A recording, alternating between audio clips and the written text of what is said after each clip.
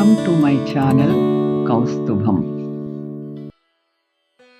తప్పులు చేయని వ్యక్తి సాధారణముగా ఏమీ చేయని వ్యక్తి అయి ఉంటాడు. మీకు తగిలిన గాయాలను మరచిపోండి, కానీ ఇతరులు మీ మీద చూపించిన దయను మాత్రము మరువవద్దు. చిన్న చిన్న సహాయాలకు కూడా ధన్యవాదములు తెలుపగలిగిన వ్యక్తి చాలా ఎక్కువ ఆనందము పొందగలడు. మన దగ్గర ఉన్న వస్తువుల ద్వారా ఆ కారణంగా మనము సంతోషముగా ఉండగలమే కానీ మన దగ్గర ఎంత ఉన్నది అనే కారణము కాదు.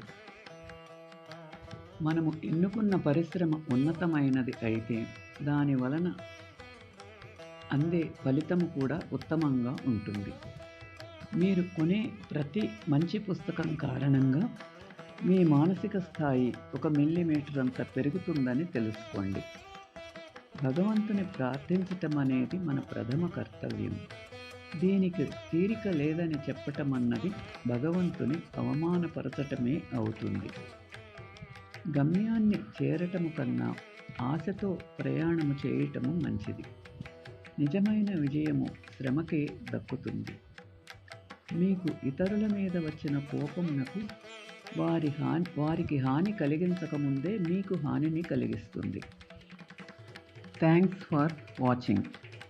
Like, share and subscribe my channel.